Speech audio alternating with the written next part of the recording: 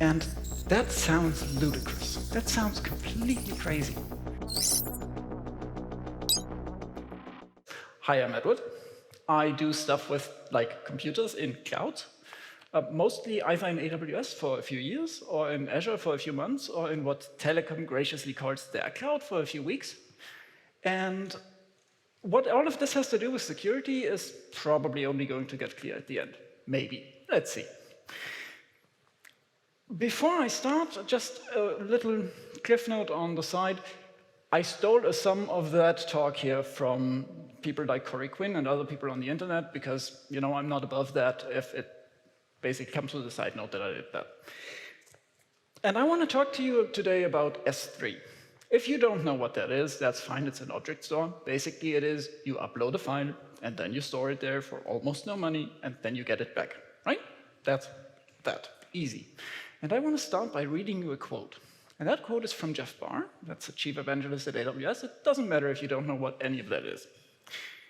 I sometimes think about the fact that object stores like S3 effectively have to exist until the heat death of the universe. Many millennia from now, our highly evolved descendants will probably be making use of an equally highly evolved form of that service. It's fun to think about how that would be portrayed in science fiction, where developers basically pour through those change logs of legacy documentation and design documents, and people inherit S3 buckets and carefully curate their content and teach their children to also take care of that valuable data that is still useful to them. So archaeology, basically. And that sounds ludicrous. That sounds completely crazy. But thinking to myself at some point, that guy is right. That's actually correct. Thought experiment. Or maybe do it afterwards, right? Look at your computer and find the oldest file on there. I did that for mine. It's from approximately 2016, right?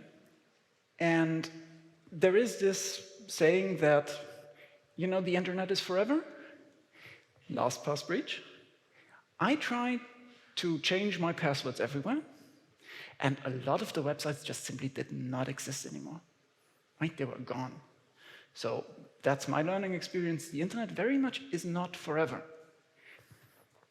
Coming back to object storage and S3 in particular, cloud providers, especially Amazon, make a very distinct point of not knowing what data their customers store on their premises, right? They make a point of not knowing what's in a bucket. It could be load balancer logs from 2009. It could be pictures of your pets, right? It could be the draft of this talk. It could be nuclear launch codes. Who knows, right? Amazon sure doesn't. They intentionally don't care, and that means that for as long as you pay for that storage, and probably quite some time after that, they will have to treat every byte in there as life-critical thing that they absolutely cannot lose. Hmm?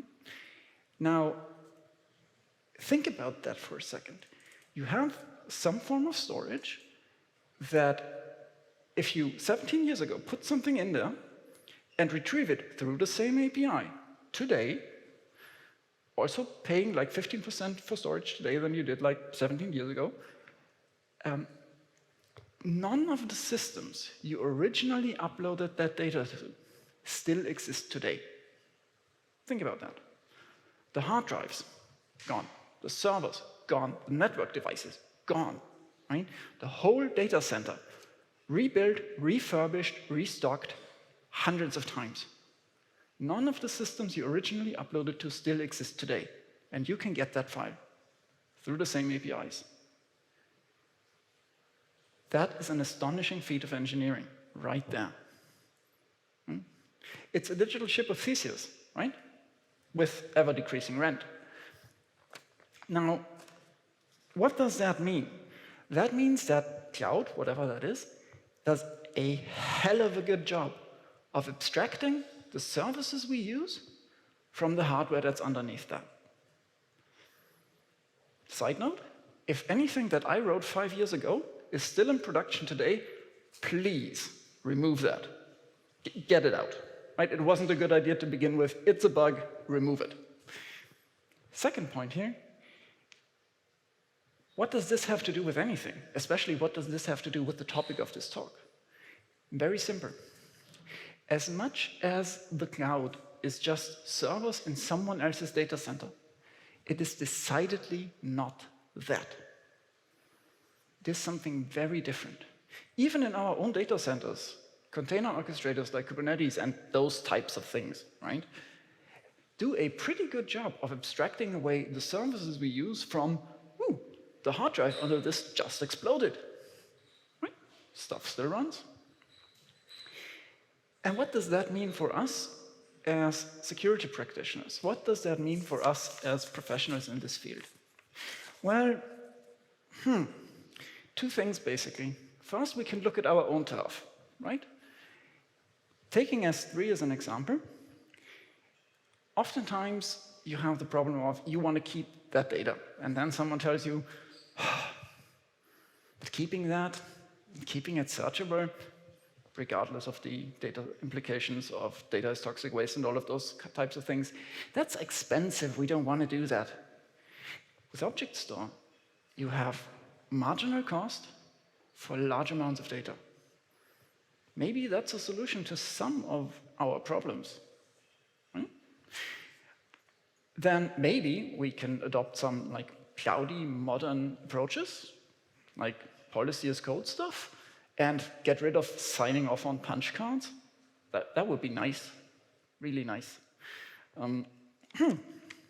Okay, but what if we think further? What if we take a step out of our own backyards? What if we look at how we interact with others? Right? What if we take this massive move, this change, and leverage it to, break some old habits, break some stereotypes, reinvent ourselves just a tiny little bit as professionals, as security teams? Maybe we can look and take a page out of the book of, your cloud security teams. Maybe we can say, okay, what are like 3 core tenets, 3 values that we can take from the approach major providers take to security, right?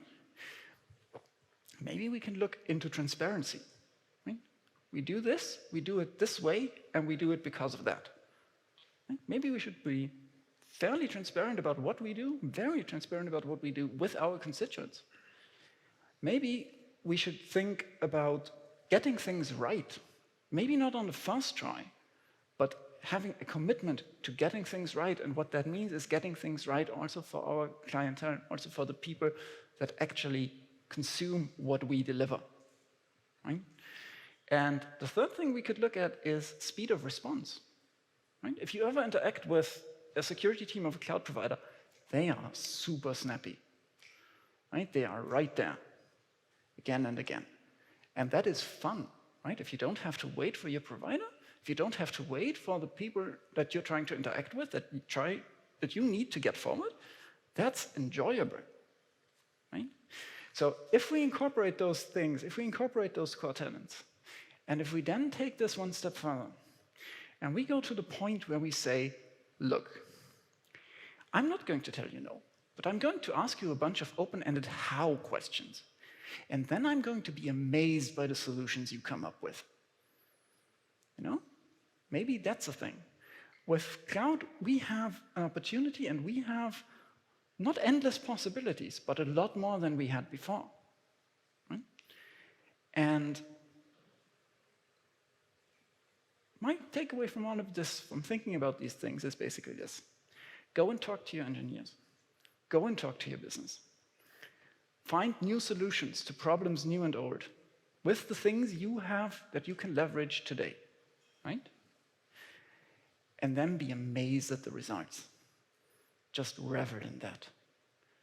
So keep in mind, sometimes changing the state of something can really get you into new spheres.